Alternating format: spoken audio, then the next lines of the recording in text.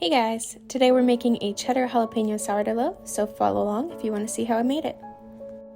We're going to do 100 grams of our active sourdough starter and 350 grams of lukewarm water, and then take it off the scale and give it a good stir. You want to take it off the scale so it doesn't throw off your scale for your measurements. And then put your bowl back on the scale and measure out 50 grams of sea salt and 500 grams of bread flour.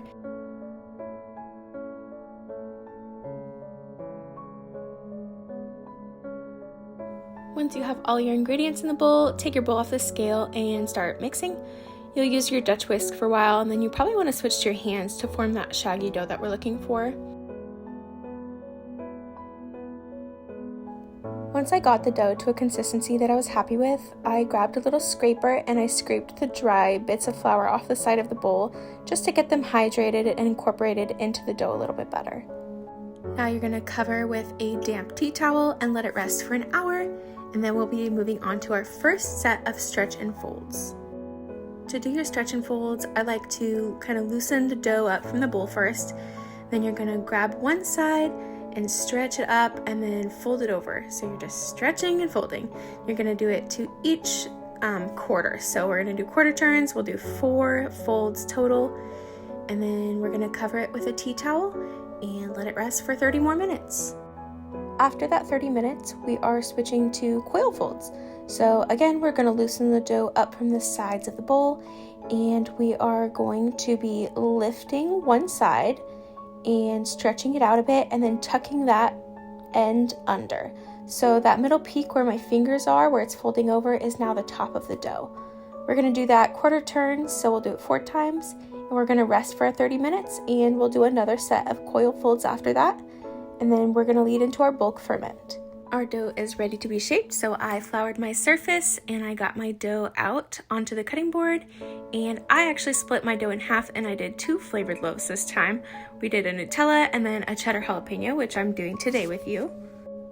Once you've got your dough split in half, we're going to take one of those halves and laminate our bread, which is basically just a fancy word for spreading it out nice and thin, not too thin. We don't want to pop any of the bubbles. We're just spreading it out so that we can get our inclusions. So here I am adding our jalapenos. You want to do a fair amount in here. To be honest, I probably could have done more, but this is my first time, so I'm learning as I go. Once you have your jalapenos, you're going to add your cheddar. I did shredded cheddar just because I like the way that it melts in the bread butter.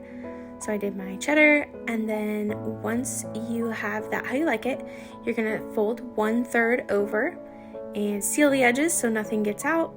Fold the other side over, and then I add more inclusions into that little middle section.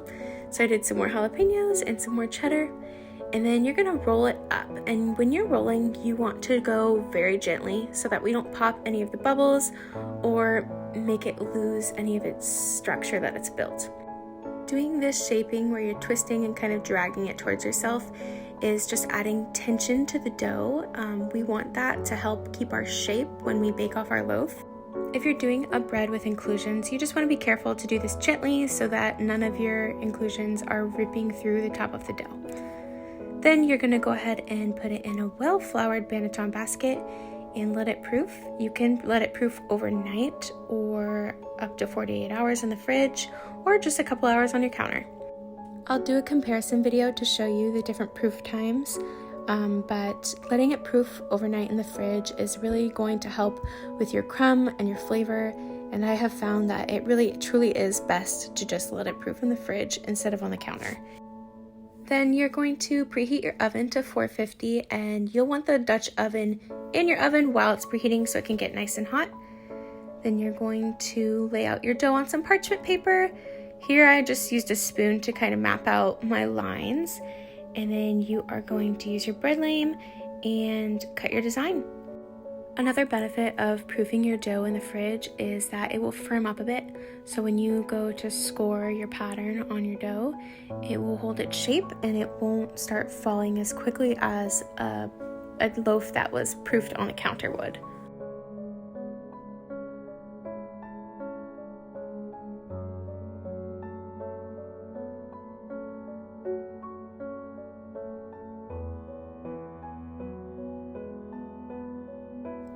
Once you have your design how you like it, go ahead and take that Dutch oven out of your oven and drop the parchment paper with your dough on it.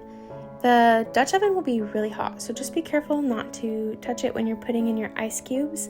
I like to do this because it creates steam in the bowl, which will help with the blistering and the crust, and it just turns out really nicely. So I recommend you give that a try. Then you go ahead and put the lid on and throw it in the oven for 20 minutes at 450 degrees. And then I take the lid off and put it in for another 20 minutes with a smaller loaf. With a bigger loaf, you might have to go out to 25. You're looking for an internal temperature of 200 to 210 degrees.